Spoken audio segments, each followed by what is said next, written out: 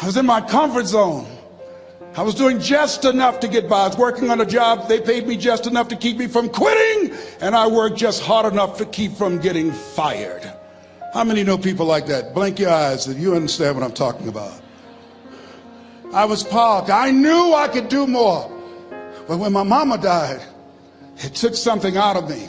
When I went through a divorce, it took something out of me. When my best friend died, it took something out of me.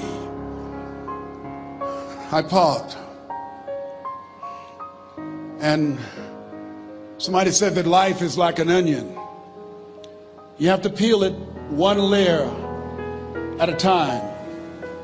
And sometimes you cry. Life's going to happen to you when you have a dream. You're going to get slapped around. And don't take it personal. Don't ask, why did this have to happen to me?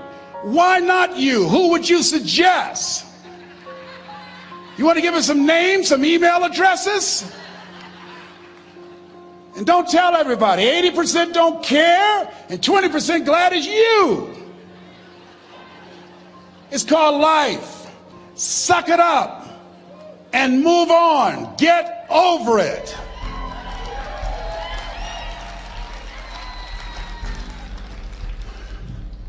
It happens to everybody. Here's the other thing: as you look at your goals and look at your dreams, when you're going through some stuff, repeat out to me, please. When things go wrong, don't go with them. Yes, write that down. When things go wrong, don't go with them. When you're working on a business deal, you're counting on some money. Someone said you will get the loan and it falls through. You have an event and the people that you thought would be there and support you, they don't come through. Or someone turns against you, or you get ripped off. It's going to happen to you. Happened to me. Someone stole all my products, my database, over 180,000 names and addresses. It's not personal. It's going to happen to everybody. It does. 8 out of 10 millionaires have been financially bankrupt. Walt Disney had he filed bankruptcy 7 times and had 2 nervous breakdowns. It's called life.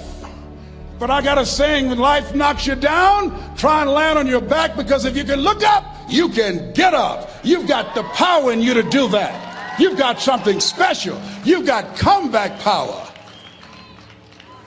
Here's the other thing. Let us say together, it's possible. It's necessary. It's me. Yes, write that down. It's me. Take ownership for your life. Nobody can live your dream for you but you. Nobody's going to take care of your business like you. Stop coming up with excuses. Don't give yourself permission to continue to live a small life. You can't fit a big dream into a small life. Give yourself permission to go for it, to test yourself, to challenge yourself, to live full. I like the saying, always strive to get on top in life, because it's the bottom that's overcrowded. The reason you're here is because there's something in you that says, I can do more. This just can't be it. There's something in you. There's a calling on your life. There's something in your heart that caused you to get dressed and spend the money to go to seminar after seminar and listen to message after message and speaker after speaker. Because there's something in you that tells you this is not it for you. You have not peaked here.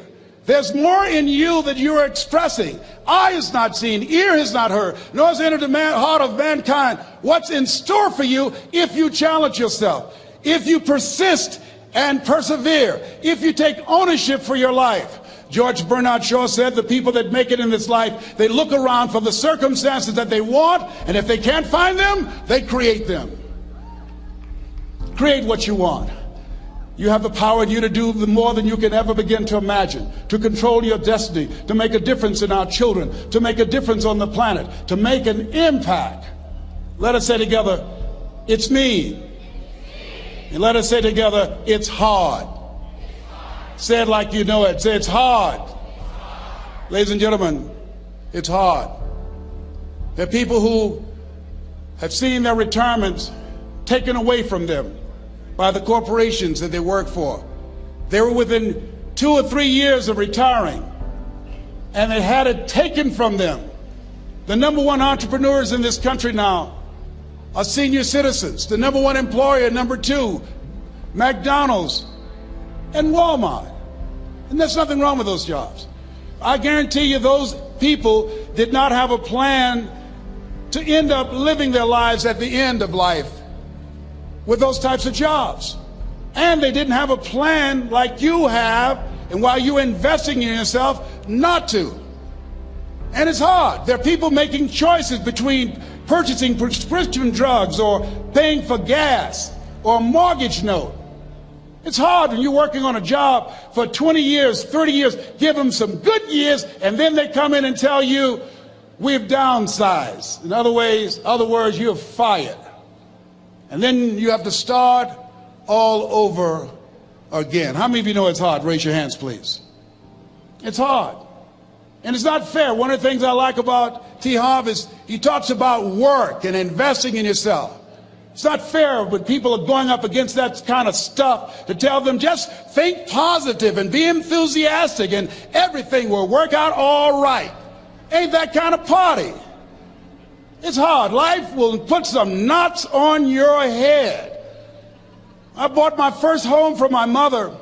I was rushing, didn't know what I was doing, and I bought a home that had a lien against it. And they called me, Mr. Brown, yes, there's a lien against your property. We need $55,000 if you're going to stay there. Wait a minute, sir. I just bought this home. The guy told me there were no liens against it.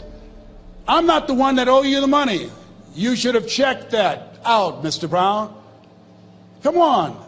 I called my attorney. We followed up. Yes, Les, there's a lien against the property.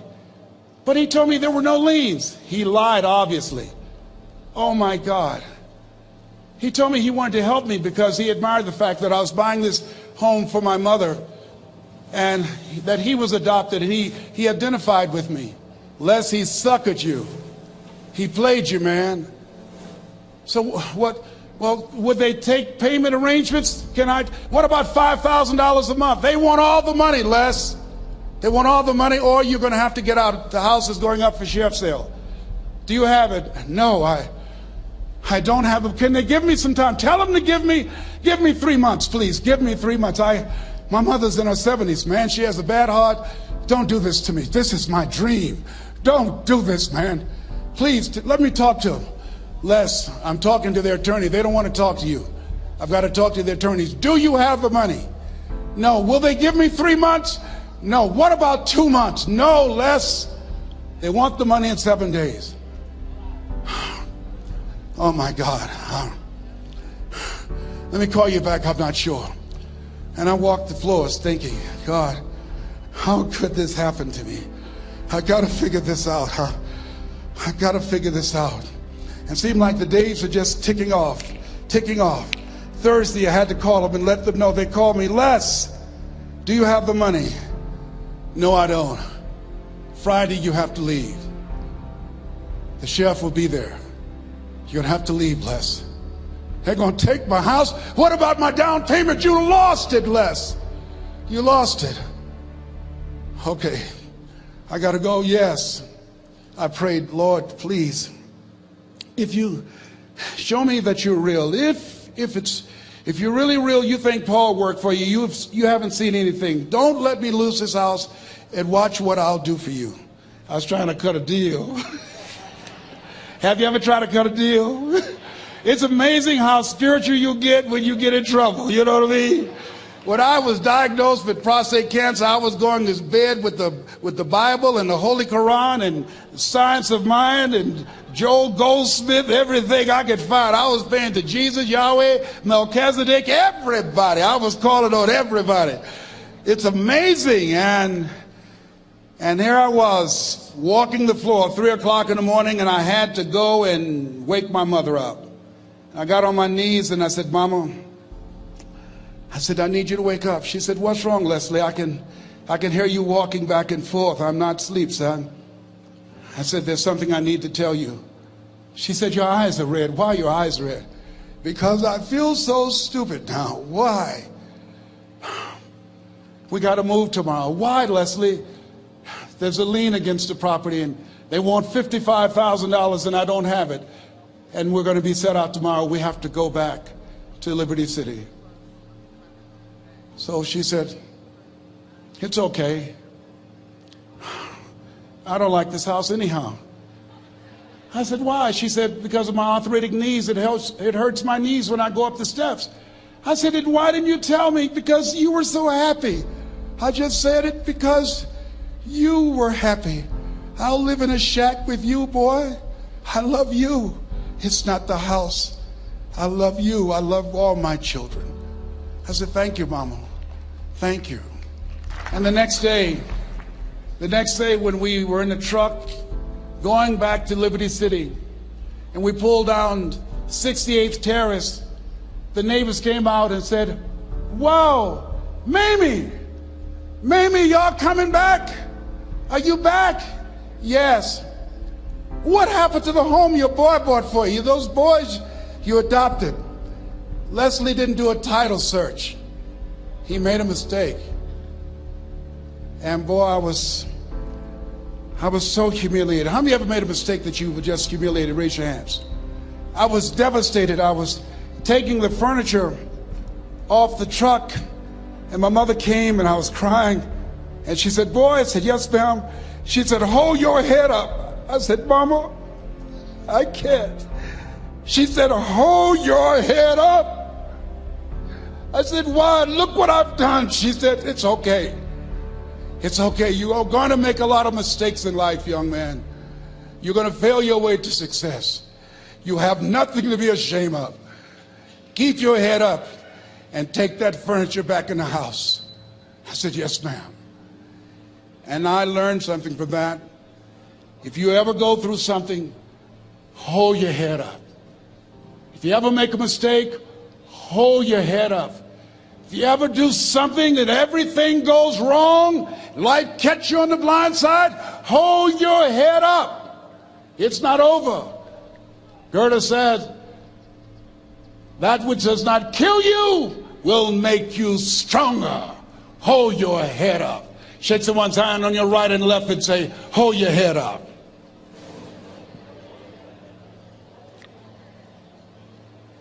Here's something else, ladies and gentlemen. Repeat after me, please. You got to be hungry. Everybody together, you got to be hungry. I'll never forget Mr. Washington said, Mr. Brown, yes, sir. What do you want to do with your life, young man? I said, sir, I want to be a disc jockey. He said, Mr. Brown? I said, yes, sir. He said, you got to be hungry. I said, what do you mean by that? He said, people that are hungry are willing to do the things today others won't do in order to have the things tomorrow others won't have. People that are hungry are willing to invest in themselves. People that are hungry will go to seminars and workshops. People that are hungry are always searching, always seeking higher ground. So how do you want to make it? I said, I want to be a disc jockey. He says, good. Here's what to do. He said, I want you to read 10 to 15 pages of something positive every day. He said, you don't get in life what you want, you get in life what you are. You must program yourself to success. He said, I want you to listen to Earl Nightingale and Zig Ziglar. Listen, faith comes by hearing and hearing and hearing. He said, I want you to change your relationships. And I don't want you to ever lose your hunger. I said, what do you mean by that? He said, people that are hungry are unstoppable. People that are hungry are no matter what people. They make it happen no matter what. He said, I want you to listen to Paul Harvey. Who is he? He's the world's greatest communicator. Success leaves clues, young man. Always listen and follow people who are doing what it is you want to do at the level you want to do it, and learn from them. I told T. Hobb when we were standing by the stage, I said, hey man, I want to work more with you. I want you to coach me. I want to learn from you. See, I found you're never too old to learn and you're never too young to teach. Always have a thirst for learning. So I listened to Paul Harvey every day on the radio. While in school, I would go out and listen in his car. He gave me his keys. I was working to develop myself. And I continued to listen to motivational messages, and he would take me to see the late Dr. Norman Vincent Peale, who wrote the book, The Power of Positive Thinking. I toured with him before he passed. You You have something special. You have greatness within you. Don't allow your circumstances to determine who you are. Don't allow your negative thoughts to hold you back. You have something special. You can do more than you can ever begin to imagine. Dr. Peel was an incredible man. I admired him. When he spoke, he gave me goosebumps. I can feel him in my heart. And I never forget, we were coming back to the school, and Mr. Washington said, Mr. Brown, yes, sir. When Dr. Peel spoke, you didn't move. When he spoke, you were hanging on every word. When he spoke, we didn't have to tell you to sit down and be quiet. Why? I said, sir, I could feel him when he talked. I felt like he was talking to me, sir. He said, he was. I said, but he doesn't know me, but he was speaking to you. Did you feel him in your heart? I said, yes, sir. He said, most people feel him in their head. If you felt him in your heart, he said, listen to him, son. Follow him, learn from him. And I would go to seminars and workshops. Anywhere I would find where Dr. Peel was, I would be in the audience. I would drive 200 and 300 miles just to hear him speak. And my dream and vision was to share the stage with him. I thought about it. What is your goal? What is your vision? I want you to hold it in mind. There's some power in that. Because when I became involved in speaking, I never forget, I got a call from Og Mandino, who wrote the book, The Greatest Salesman in the World. He said, Les, I'm stuck in Philadelphia. I need to be in Kankakee. Dr. Norman Vincent Peale is appearing. I can't make it. I heard you're in Chicago. I said, yes, I am. Can you go and open for me? I said, yes, man. Oh, my God. Dr. Peale, I said, yes, I'd love to do it. And I went there and I came. I said, hi, I'm Les Brown. He said, you're not the band of renown? I said, no, I'm Mrs. Mamie Brown's baby boy. I'm here to speak.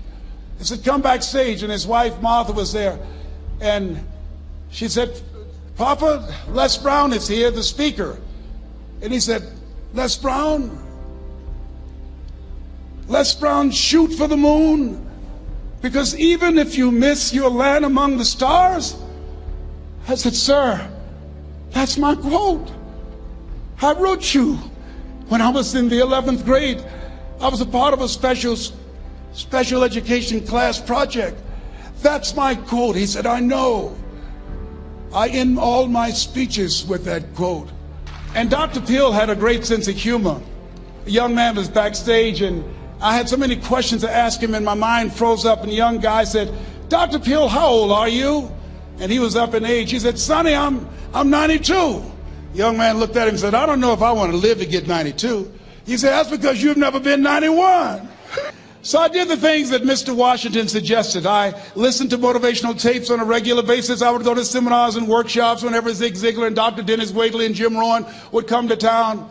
And I said, sir, what do you want me to do now? He said, Mr. Brown, I've given you everything that I can give you. He said, develop your mind, put your money where your mouth is, continue to learn how to be an effective communicator, because once you open your mouth, you tell the world who you are. And always surround yourself with OQP, only quality people. So I went to apply for a job on Miami Beach. WMBM radio station. Milton Butterball Smith was the program director. Hello, Mr. Butterball. How are you, sir? My name is Les Brown, sir. I'd like to be a disc jockey. He said, young man, you have any journalism in your background? I said, oh, no, sir, I don't. You have any experience in broadcasting? I said, no, sir, but I practice all the time, sir. Let me audition for you, sir. Let me show you how good I am. All I need is a shot, sir. He says, no, we don't have any job for you. How many ever been rejected? Raise your hands, please. I was devastated. I went back and I told Mr. Washington, I said, Mr. Washington, they said no. He said, don't take it personally. Most people are so negative, they have to say no 7 times before they say yes. He said, you got to be hungry. Know your vitamin. Go back again. I said, yes, sir. Hello, Mr. Butterball. How are you, sir? My name is Les Brown, sir. I like to be a disc jockey. Young man, weren't you here yesterday? Yes, sir, I was. Didn't I tell you no yesterday? Yes, sir, you did. Then why are you back today? Well, sir, I didn't know whether or not somebody was laid off or somebody was fired, sir. Nobody was laid off or fired. Now, get on out of here. I came back the next day. Hello, Mr. Butterball. How are you, sir? My name is Les Brown, sir. I like to be a disc jockey. I know what your name is. Weren't you here the last 2 days? Yes, sir, I was. Didn't I tell you no the last 2 days? Yes, sir, you did. Why are you back? Oh, sir, I didn't know whether or not someone got sick or someone died, sir. No one got sick or died. No one was laid off or fired. Now don't you come back here again. I came back the next day talking loud, looking happy like I was seeing him for the first time. I said, hello, Mr. Butterfall, how are you? He looked at me with rage. He says, go get me some coffee. I said, yes, sir. My favorite book says, the greatest among you will be your servant. How many of you are serious about your goals and dreams? Raise your hands. Very good. Write this down. Provide more service than you get paid for. Provide more service than you get paid for. I go to a lot of seminars and workshops. And one of the things I know about T. Harv Eckert, when I was sitting in the class with Robert Ruppel and all of the other presenters, they hold themselves to high standards and they provide more information than anybody else in the industry, bar none. They hold nothing back because their commitment is for your success. And when you hold yourself to high standards, write this down, impact drives income. That's why you're here. Because the training, the seminars, been making a difference in your life. If they did not have impact, 200 or 300 people would be here, if that amount. Impact drives income. So I became the errand boy for the disc jockeys. I would go get their lunch and their dinner, and I would bring it to them in the control room, and I'd watch them working the control boards, knowing my time will come. Write this down. I expect to reach my goal. Yes, you want to operate with a spirit of expectation. I expect to reach my goal. So I started preparing for the next position. Never forget one quote that I heard. As you look at your life, you look at your goals and dreams. It's better to be prepared for an opportunity and not have one than to have an opportunity and not be prepared. If you expect to reach your goal, prepare yourself now.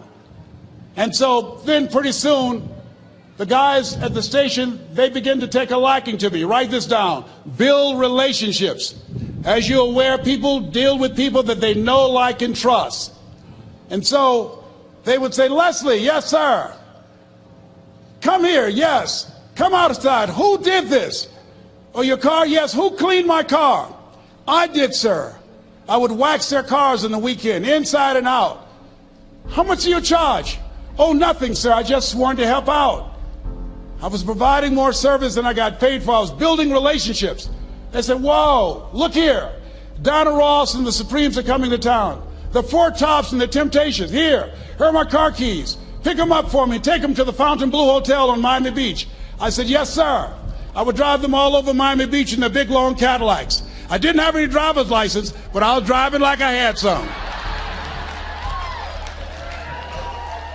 Then one day, it was a Saturday afternoon, a disc jockey by the name of Rockin' Roger was drinking while he was on the air. It was a Saturday afternoon, and I was the only one there. Rockin' Roger got so drunk, he could not complete the show. He started slurring his words. He's about to fall off the chair. And there I was, looking at him through the control room window, walking back and forth, young, ready, and hungry. I was saying, drink, Rock, drink. Drink, Rock. I'd have gone and get him some more if he'd asked me to. Then pretty soon the phone rang. It was the general manager, and I answered the phone. I said, hello? He said, young boy, this is Mr. Klein. I said, I know. He said, Rock can't finish his program. I said, I know. He said, would you call one of the other DJs in? I said, yes, sir. I said to myself, he must think I'm crazy. I called my mom and my girlfriend, Cassandra. I said, y'all come out on the front porch and turn up the radio. I'm about to come on the air.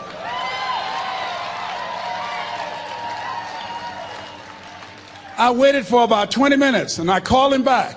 I said, Mr. Klein, I can't find nobody. He said, young boy, you know how to work the controls? I said, yes, sir. He said, go in there and segue the record, but don't say nothing here.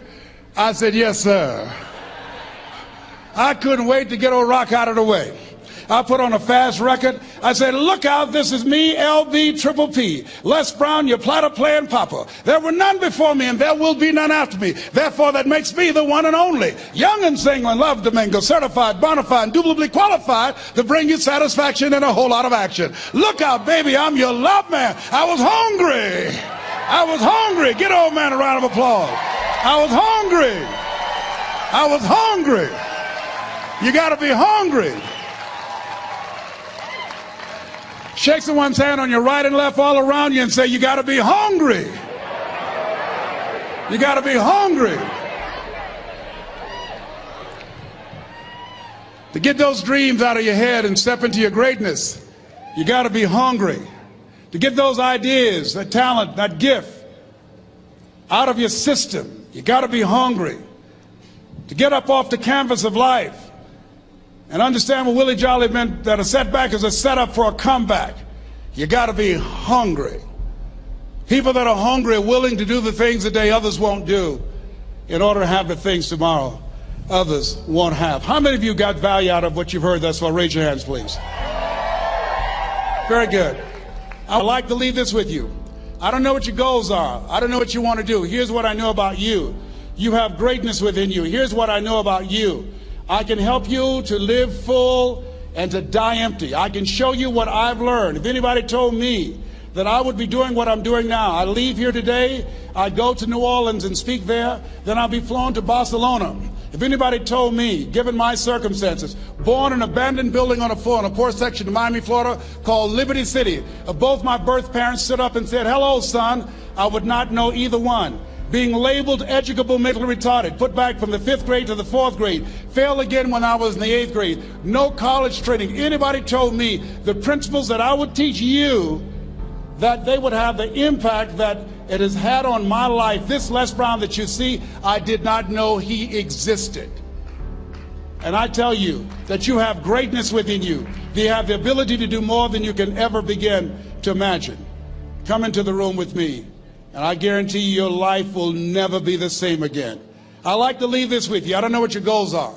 Mine is to find a cure to autism. Mine is to find a cure to breast cancer and to prostate cancer. Mine is to work with our youth and to reduce the recidivism rate in our prisons and help young people learn how to become an asset to our society rather than a liability. Mine is to train speakers to become great communicators, to speak from their heart, not their heads, and teach them how to impact and create a new conversation so people can see the possibilities of life and overcome the possibility blindness that held me hostage for 14 years.